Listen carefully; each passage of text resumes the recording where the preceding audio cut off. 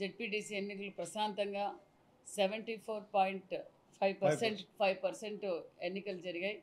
మరి ఎన్నికలు కూడా ఓటింగ్ కూడా స్వచ్ఛందంగా గత కొన్ని సుమారుగా 30-40 సంవత్సరాల నుంచి ప్రజలు మేము ఎప్పుడు వైసీపీ అంటే వైఎస్ కుటుంబం ఎప్పుడు ప్రచారానికి కూడా రాలేదు. మరి ఇప్పుడు ప్రచారం రావడం జరిగింది. ఓ పక్క తెలుగుదేశం వారు, కాంగ్రెస్ వారు, టీడీపీ, మరి ఇండిపెండెంట్ వారు అందరూ వచ్చి ప్రచారం చేయటం, మరి మేము స్వచ్ఛందంగా ప్రజాస్వామ్యబద్ధంగా ఈరోజు ఓటు ఉపయోగించుకున్నామని స్వచ్ఛందంగా ప్రజలు రావటం చెప్పటం కూడా మీ మీడియా ద్వారా కూడా అందరికీ తెలిసింది. మరి ఖచ్చితంగా మేము పులివెందుల ఎన్నికల్లో జెడ్పీటీసీ ఎన్నికల్లో ఎందుకంటే ప్రజలు వచ్చిన స్పందన, మేము గత సంవత్సరం నుంచి చేసిన అభివృద్ధి, దీంతో ప్రజలు కోరుకున్న మార్పు, మరి ఇక్కడ పెత్తందారి వ్యవహారం, ఇక్కడ సపరేట్ ఒక రాజ్యాంగమే రాశారు. ఎన్నికలు అంటేనే రిగ్గింగ్ చేసుకోవడమే తప్ప ఓటేసింది లేదన్న విషయం మనందరికీ తెలుసు.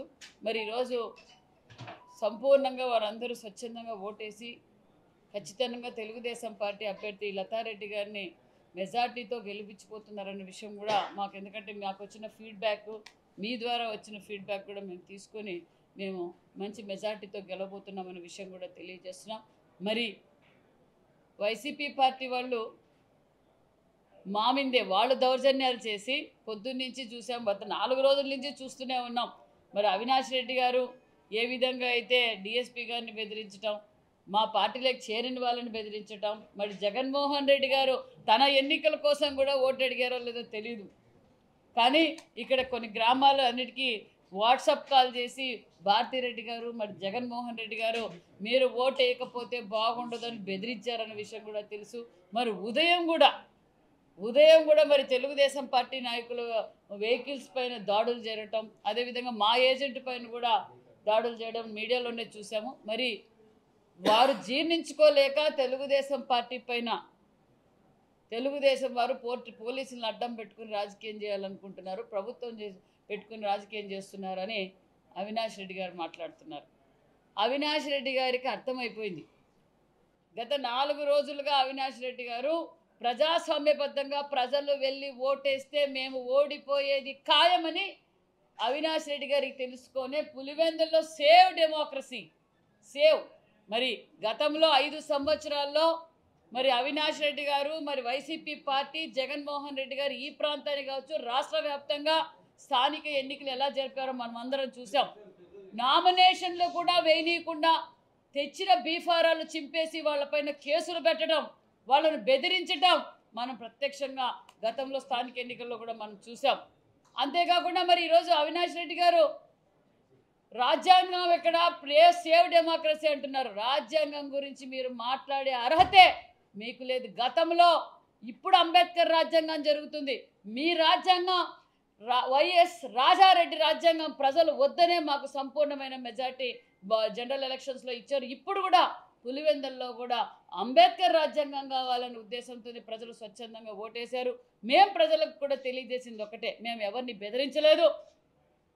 మేము చేసిన సంవత్సరం పరిపాలనలో ఏ విధంగా మేము అభివృద్ధి చేశాం, మేము సంవత్సరం నుంచి ఏ విధంగా అభివృద్ధి చేశాం, మా సూపర్ 6 పథకాలు కావచ్చు, మరి సాగునీరు కావచ్చు, తాగునీరు కావచ్చు, మరి రాష్ట్రం అంతా అభివృద్ధి జరుగుతుంది. మరి పులివెందుల్లో కూడా మేము అభివృద్ధి చేశాం. మరి ప్రజలు, ఎందుకంటే భావితరాల భవిష్యత్తు కోసం ఈరోజు పరిశ్రమలు కావచ్చు, రాజధాని కావచ్చు, పోలవరం కావచ్చు, టూరిజం కావచ్చు, అనేక విధాలుగా అనేక సెక్టార్స్లో ఈరోజు రాష్ట్రం అంతా అభివృద్ధి జరుగుతుందన్న విషయం మీకు తెలియజేస్తున్నాం.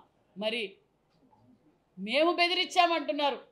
గత సంవత్సరం నుంచి అధికారంలో ఉన్నప్పుడు బెదిరించడం, దాచుకోవడం, కేసులు పెట్టడం, చంపడం, నరకడం వారికి తెలుసు. మరి ఈరోజు పులివెందుల ప్రజలు కూడా ఒకటి ముఖ్యంగా ఆలోచించారు. ఎందుకంటే కుర్చీ కోసం, అధికారం కోసం సొంత బాబాయినే గొడ్డలి పోటీ పడతారనే విషయం మీకు అందరికీ తెలుసు. అదేవిధంగా మరి రపరపా నరుకుతారనడం, ఇలా బెదిరించడం ప్రజలు కూడా తెలుసుకున్నారు. సొంత కుటుంబ సభ్యుల్నే కుర్చీ కోసం చెప్పడానికి సిద్ధపడ్డారంటే పులివెందులకి ఏం చేయగలరు? గత సంవత్సరం నుంచి కూడా ఏ రోజు కానీ జగన్మోహన్ రెడ్డి గారు అసెంబ్లీకి రాలేదు, పులివెందుల ప్రజల కోసం రాలేదు. మరి ఇక్కడ డిస్ట్రిక్ట్ మీటింగ్ జరిగితే, డిస్ట్రిక్ట్ రివ్యూ మీటింగ్ జరిగితే కూడా రారు. ఈ పులివెందుల ప్రజలను కూడా గాలికి వదిలేశారు. పులివెందుల ప్రజలకు అభివృద్ధి కావాలి, అభివృద్ధికి ఓటేద్దామని ఈరోజు అందరూ అభివృద్ధికి ఓటేశారన్న విషయాన్ని కూడా మీకు అందరికీ తెలియజేస్తూ, మరి ఒంటిమిట్ట పులివెందులు కూడా తెలుగుదేశం పార్టీ గెలవబోతుందన్న విషయాన్ని కూడా మీకు అందరికీ తెలియజేస్తున్నాం. సహకరించిన కార్యకర్తలకు మరి నాయకులందరికీ కూడా ప్రత్యేకమైన ధన్యవాదాలు కూడా తెలియజేస్తున్నాం.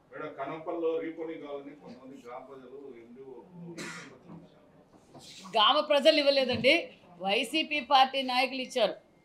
వైసీపీ పార్టీ నాయకులు, ఎందుకంటే ప్రజాస్వామ్యబద్ధంగా ఓటింగ్ జరిగింది. తెలుగులో న్యూస్ కి ఫాస్టెస్ట్ యాప్ ఇప్పుడు టోటల్లీ న్యూ అవతార్లో జస్ట్ 5 seconds లో కంప్లీట్ న్యూస్. సోషల్ మీడియాలో ట్రెండ్స్ కి one stop solution. Live TV app voice search option తో ఇప్పుడే డౌన్లోడ్ చేయండి లేదా అప్డేట్ అయిపోండి. యాప్ లింక్ డిస్క్రిప్షన్ లో ఉంది.